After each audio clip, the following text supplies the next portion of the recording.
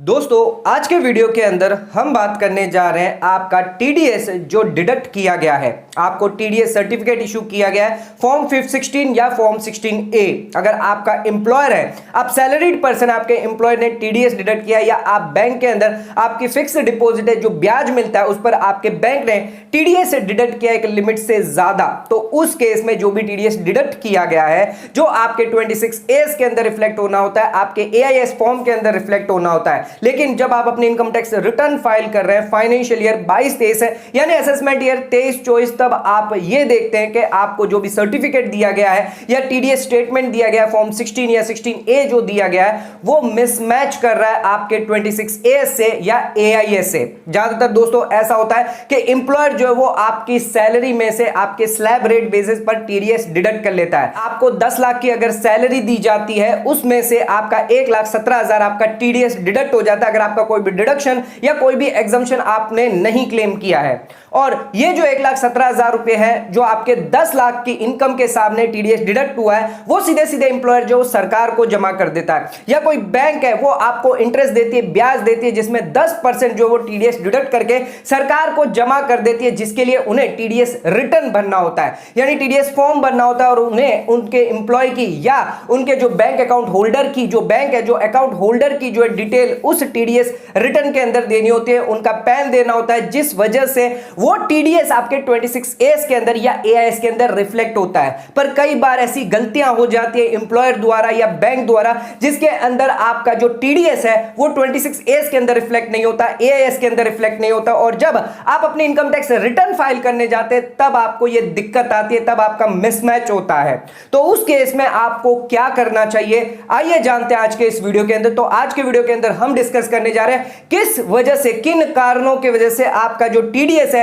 वो मिसमैच कर जाता है 26A से या AIS से। जो भी आपको फॉर्म दिया गया फॉर्म 16 फॉर्म 16A अगर आप मैच करते हैं तो कौन से ऐसे पॉसिबल रीजन है, इसके क्या क्या कॉन्सिक्वेंसेस हो सकते हैं और इसको आप कैसे रेक्टिफाई कर सकते हैं इनकम टैक्स रिटर्न फाइल करने से पहले। अगर आप इस चीज को अगर डिस्क्रिप्शन को अगर पकड़ लेते हैं, अगर इस डिस्क्रिप्शन के बारे में आपको अगर पता हो जाता है तो उस केस में आप इसको कैसे रेक्टिफाई कर सकते हैं इनकम टैक्स रिटर्न फाइल करने से पहले। और इनकम टैक्स रिटर्न फाइल अगर आपने कर दी, आपने ध्यान नहीं दिया, आपने 26A चेक नहीं किया, AIS चेक नहीं किया और अपनी इनकम टैक्स रिटर्न फाइल कर देते हैं जहां पर आपका टीडीएस जो है वो मिसमैच है 26A से, तो उस केस में आप कैसे उसको फिर रेक्टिफाई कर पाएंगे। इनकम टैक्स डिपार्टमेंट द्वारा नोटिस आती है तो उसका कैसे आपको जवाब देना है। हम एक केस लो देखेंगे जिसके अंदर जो गुजरात हाई कोर्ट ने जो है बहुत बड़ी रिलीफ दी है, जो डिडक्टी है जिनका टीडीएस डिडक्ट होता है तो उस केस में उन्हें अलाउड किया है, भले ही 26A के अंदर आपके रिफ्लेक्ट नहीं होता है लेकिन जो डिडक्टी है, जो सैलरीड पर्सन है, जो एम्प्लॉय है,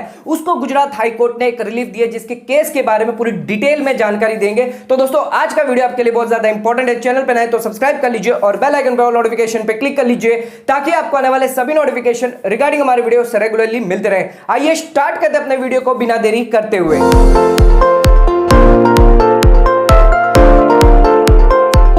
दोस्तों आइए स्टार्ट करते हैं अपने वीडियो को, बात करते हैं किन कारणों के वजह से आपका टीडीएस क्रेडिट जो है वो मिसमैच करता है। जो भी टीडीएस स्टेटमेंट आपको दिया गया फॉर्म 16A दिया गया और 26A के साथ जब आप इसको मैच करते हैं तब आपको इसमें डिफरेंसेस नजर आते हैं, डिस्क्रिप्शन से नजर आती है। जानते हैं इसके क्या है कारण, क्या पॉसिबल रीजन है। तो सबसे पहला हमारा कारण है कि जो डिडक्टर है उसने ही अगर आपका टीडीएस अमाउंट अगर डिपॉजिट नहीं कराया टीडीएस रिटर्न भरते वक्त तो आपके 26A के अंदर वो टीडीएस अमाउंट रिफ्लेक्ट नहीं होता। कई बार ऐसा होता है कि डिडक्टर टीडीएस डिपॉजिट तो करवा देता है लेकिन करेक्ट अमाउंट डिपॉजिट नहीं करता, यानी 5,000 आपका टीडीएस डिडक्ट होना था लेकिन इस वजह से सिर्फ 3,000 रुपए ही आपके 26A के अंदर रिफ्लेक्ट होते हैं, जबकि आपके टीडीएस सर्टिफिकेट में टीडीएस स्टेटमेंट के अंदर 5,000 टीडीएस डिडक्ट हुआ है, जिस वजह से भी मिसमैच देखने को मिल जाता है। इसके अलावा अगर डिडक्टर की डिटेल जो है, जो पैन है, टैन है, वही अगर गलत है तो आपके 26A के अंदर टीडीएस अमाउंट रिफ्लेक्ट नहीं होती। अगर जो डिडक्टी है जिसका टीडीएस डिडक्ट हुआ है उसका भी अगर पैन अगर गलती से गलत डाल दिया है, एक एम्प्लॉय का डाला था उसके बदले दूसरे एम्प्लॉय का अगर पैन डाल दिया, जिस वजह से भी आपके 26A के अंदर वो टीडीएस अमाउंट रिफ्लेक्ट नहीं होती है। टीडीएस डिडक्ट किया गया जिसके चालान की जो डिटेल है अगर वो ही गलत डाल दी जाती है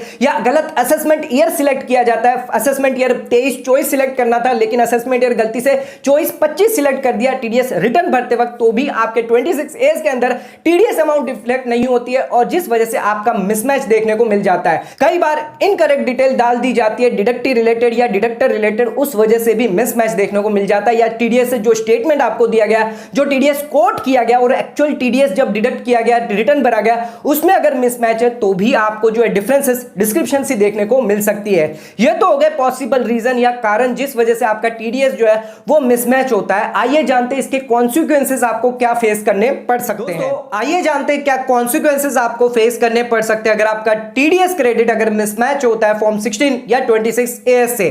तो सबसे पहले इनकम टैक्स पोर्टल पर जो भी प्रीफिल्ड डाटा होता है, जो आपके एआईएस है या 26A से प्रीफिल्ड डाटा आपके इनकम टैक्स रिटर्न जब आप फाइल करते हैं आपको दिखते हैं, तो उस केस में वो मिसमैच हो सकते हैं जो भी आपका एक्चुअल कंप्यूटेशन है। या अगर आपके डिडक्टर ने अगर अमाउंट जो है टीडीएस है वो डिपॉजिट नहीं करा है तो उसका क्रेडिट जो है वो आप क्लेम नहीं कर सकते, जिस वजह से आपको इनकम टैक्स पे करना पड़ जाता है। कई बार आपका जो रिफंड अमाउंट है उसमें रिड्यूस किया जाता है या आपको नोटिस भेजकर डिमांड एडिशनल इनकम टैक्स आपको भरना पड़ सकता है। जो भी रिफंड है, एक्सेस रिफंड आपको जो क्लेम करना रह जाता है, जो आपके 26A में रिफ्लेक्ट नहीं करता, उसको लेने में भी कई बार जो है समय लग जाता है या आपकी income tax return filing processing में कई बार जो है डिले हो जाती है। तो बहुत सारे कॉन्सिक्वेंसेस जो है रिफंड ना मिलना, आपका 26A के अंदर अगर रिफ्लेक्ट नहीं होता है, आपकी income tax return filing delay हो जाती है, जिस वजह से ये सभी परेशानियां आपको हो सकती है। आइए अब बात करते हैं कि इनकम टैक्स रिटर्न फाइल करने से पहले कैसे आप अपनी डिस्क्रिप्शन सी जो है वो सॉल्व करवा सकते हैं जो टीडीएस क्रेडिट मिसमैच है आपके 26A से या एआईएस से। आइए जानते हैं। तो अगर आपने अपना इनकम टैक्स रिटर्न फाइल नहीं करा और आपको इनकम टैक्स रिटर्न फाइल करने से पहले 26A जो है वो सही से चेक कर लेना है।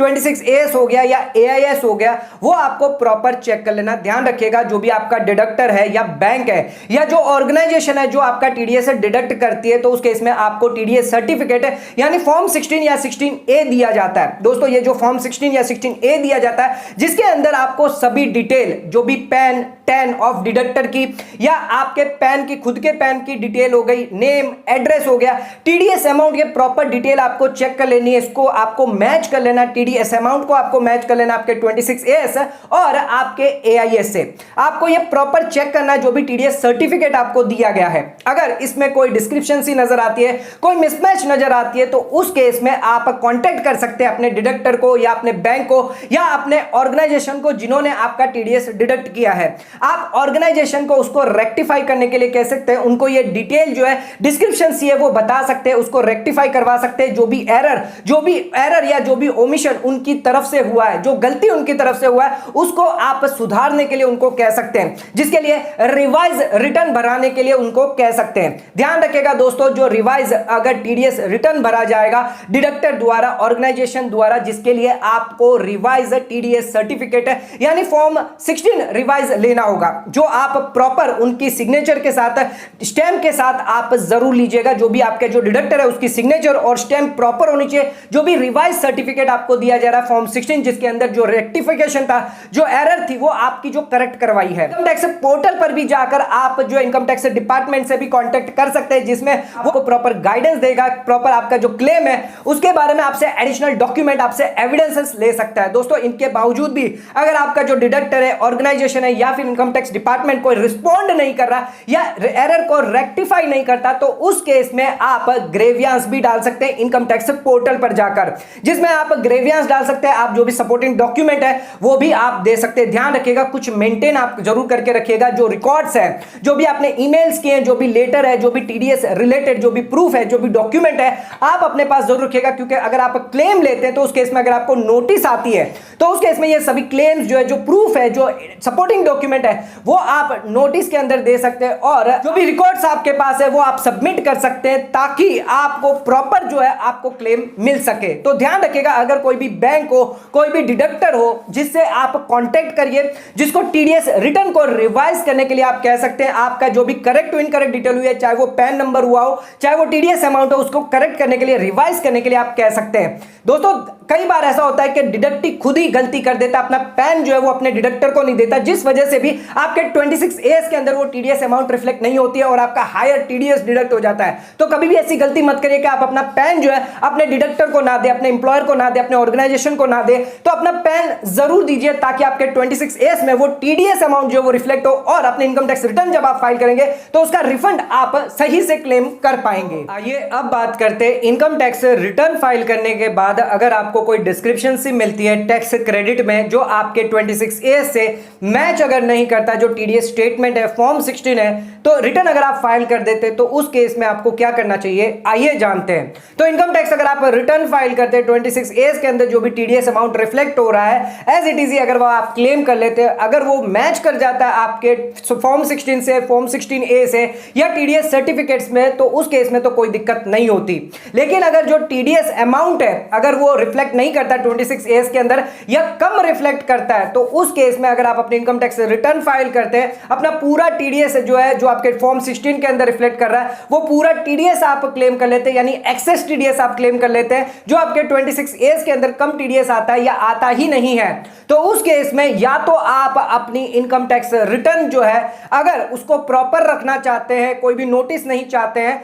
तो आप अपने 26A से अगर मैच चाहते हैं तो इनकम टैक्स रिटर्न तो आपने फाइल कर दिया, तो अगर आपको इंटीमेशन नहीं आया सेक्शन 143 के अंदर तो आप अपनी इनकम टैक्स रिटर्न को जो है वो रिवाइज करवा सकते हैं। अगर आपको इंटीमेशन आ जाता है तो उस केस में आप अपनी इनकम टैक्स रिटर्न को जो वो रेक्टिफाई करने के लिए रेक्टिफिकेशन रिक्वेस्ट कर सकते हैं और अपना जो टीडीएस अमाउंट है वो एज इट इज रख सकते हैं जितना आपने 26A के अंदर रिफ्लेक्ट हो रहा है। ध्यान रखिएगा प्रॉपर चालान की डिटेल आप देना मत भूलिए। आप अपने एम्प्लॉयर से कांटेक्ट कर सकते हैं टीडीएस रिटर्न को रिवाइज करने से, और जब आपका टीडीएस रिटर्न रिवाइज होगा तब आपका जो भी टीडीएस एक्सेस होगा उसको आप रिफंड के रूप में क्लेम कर पाएंगे। ध्यान रखिएगा अगर आपने इनकम टैक्स रिटर्न फाइल करी, आप कोई भी रिवाइज नहीं करना चाहते, आप टीडीएस जो वो एक्सेस क्लेम करते, तो उस केस में इनकम टैक्स डिपार्टमेंट द्वारा आपको नोटिस आ सकती है। आपको जो है जो भी टीडीएस आपने रिफंड आपने क्लेम किया आपका रिफंड रिड्यूस करने के लिए आपको कह सकता है या फिर आपको एडिशनल टैक्स पे करने के लिए भी कहा जा सकता है। उसका प्रॉपर रिप्लाई आपको करना होगा।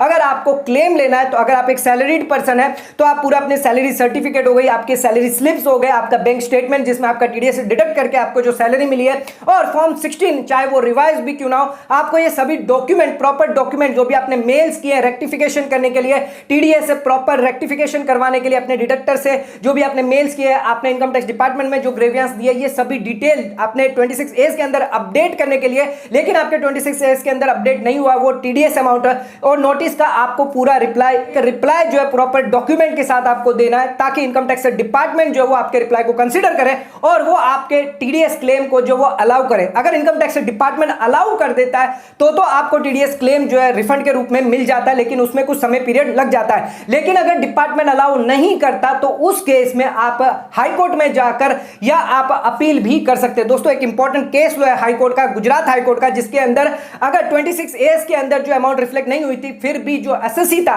जो एम्प्लॉय था, उसको टीडीएस अलाउ किया गया था। कार्तिक और देव्यांश का केस है जिसके अंदर गुजरात हाई कोर्ट ने जो कार्तिक के केस के अंदर अलाउ किया था 26A के अंदर जो है जो टीडीएस है रिफ्लेक्ट नहीं हो रहा, लेकिन इनकम टैक्स रिफंड जो है उसका दिया गया। इनकम टैक्स डिपार्टमेंट को ऑर्डर दिया गया कि एसएससी का जो क्लेम है, जो क्रेडिट है वो रोका ना जाए। जो एम्प्लॉयर है जिन्होंने टीडीएस ऑलरेडी डिडक्ट कर लिया लेकिन सरकार को जमा नहीं करा है, उनसे जो टीडीएस रिकवर किया जाए। ऑलरेडी जो एसएससी है उसने तो जो टीडीएस है वो कट चुका है, सैलरी जो पेड था, जो एसएससी था वो एक सैलरीड पर्सन था जिसका तो टीडीएस डिडक्ट हो चुका है, तो उसका क्लेम जो है वो नहीं रोक सकते। तो गुजरात हाई कोर्ट का एक इंपॉर्टेंट डिसीजन है जिसके अंदर अगर आपके 26A के अंदर अगर रिफ्लेक्ट नहीं हो रहा है और अगर एसएससी जो है वो डिडक्ट अगर क्लेम लेता है तो उस केस में उसको अलाउ किया गया है। तो गुजरात हाई कोर्ट का एक इंपॉर्टेंट डिसीजन जो है वो एक फेवरेबल एसएससी के फेवर में दिया गया था। आइए अब चेक करते हैं इनकम टैक्स पोर्टल पर कैसे आप टीडीएस क्रेडिट मिसमैच जो है वो देख सकते हैं, जिसके लिए आ जाते हैं अपने कंप्यूटर स्क्रीन पर। आइए देखते हैं tax credit mismatch income tax portal पर कैसे आप व्यू कर सकते हैं, जिसके लिए आप इनकम टैक्स पोर्टल की वेबसाइट पर आ जाते हैं और उसको लॉगिन कर लेते हैं। लॉगिन करने के बाद सर्विस में आपको टैक्स क्रेडिट मिसमैच का टैब दिख जाएगा, जिसको अगर आप क्लिक कर देते हैं तो आपको सबसे पहले अपना पैन नंबर और असेसमेंट ईयर सिलेक्ट करना होगा। आप पिछले सालों का भी जो है असेसमेंट ईयर सिलेक्ट कर सकते हैं जिसमें आप टैक्स क्रेडिट मिसमैच देख सकते हैं। तो यहाँ पर आप देख सकते हैं टीडीएस रिलेटेड, टीसीएस रिलेटेड जो भी अपने इनकम टैक्स रिटर्न फाइल करिए और जो भी हमारे 26A में रिफ्लेक्ट करेक्ट हो रहा है, अगर उसमें मिसमैच है तो यहाँ पर आपको शो होगा। अगर कोई चालान की डिटेल गलत है तो वो भी आपको यहाँ पर शो हो जाएगी। तो आप इसको जो है डाउनलोड भी कर सकते हैं अपने इनकम टैक्स रिटर्न को। चाहे तो आप रिटर्न डाउनलोड करके उसको करेक्ट करना चाहते तो करेक्ट, रिवाइज करना चाहते तो रिवाइज कर सकते हैं, या रेक्टिफिकेशन आप कर सकते हैं। तो दोस्तों आज के वीडियो के अंदर हमने टॉपिक कवर किया है टीडीएस क्रेडिट। अगर आपका मिसमैच होता है फॉर्म 16 और 16A या टीडीएस स्टेटमेंट जो आपको दिया जाता है एम्प्लॉयर द्वारा, आपके बैंक द्वारा, आपके ऑर्गेनाइजेशन द्वारा, जो भी डिडक्टर है और आपके 26A के अंदर रिफ्लेक्ट नहीं होता, तो उस केस में अगर आप इनकम टैक्स रिटर्न फाइल करने से पहले कैसे उसको रेक्टिफाई करवा सकते हैं। रिटर्न अगर आपने फाइल कर दी उसके बाद आपको क्या किन बातों का ध्यान रखना है, इनकम टैक्स पोर्टल पर जाकर आप कैसे टैक्स क्रेडिट मिसमैच देख सकते हैं, किन कारणों की वजह से आपका टैक्स क्रेडिट मिसमैच होता है, इन सभी बातों के बारे में डिटेल में आज के इस वीडियो के अंदर हमने आपको जानकारी देने की कोशिश करी है। दोस्तों आज का वीडियो अगर आपको पसंद आए तो चैनल को लाइक और सब्सक्राइब जरूर करिएगा, ज्यादा शेयर जरूर करिएगा। धन्यवाद।